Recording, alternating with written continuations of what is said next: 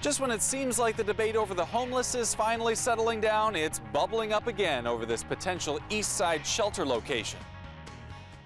Madison's mayor says not in his backyard, but there may not be much he can do about it. Good evening, everyone. I'm Sarah Carlson. Eric is off tonight.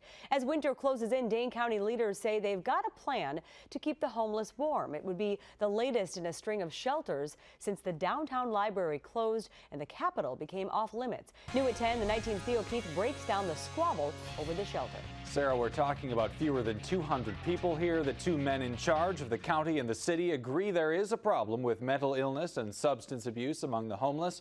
They even agree somewhat on the solution. But when it comes to where, Madison's mayor doesn't hide his frustration. Last winter, there was a convenient solution to an often inconvenient problem. The abandoned Don Miller showroom on East Wash made a good day shelter. But with that facility torn down to make way for high-rise apartments, the homeless scattered this summer. In part, they've camped out at the county-run Lake Farm Park near Lake Wabeesa.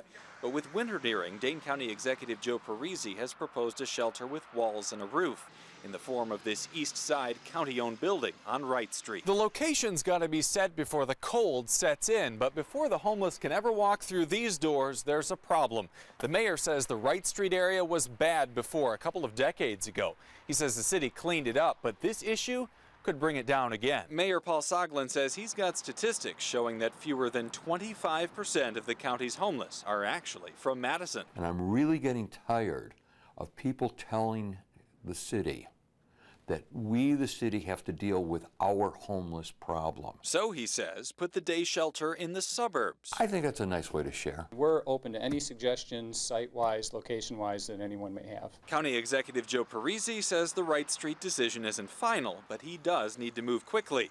And that's where it becomes he said, he said. Unfortunately, for better or worse, the city has done nothing to move forward to address this critical need that we have coming up this winter. The mayor says he's already put forth his way forward. It's been ignored. And the mayor didn't give us a specific location, just saying that it should be outside the city to deal with an issue that spans more than just the city. This evening, though, the county executive's office sent over some data to refute what the mayor says about where the homeless come from.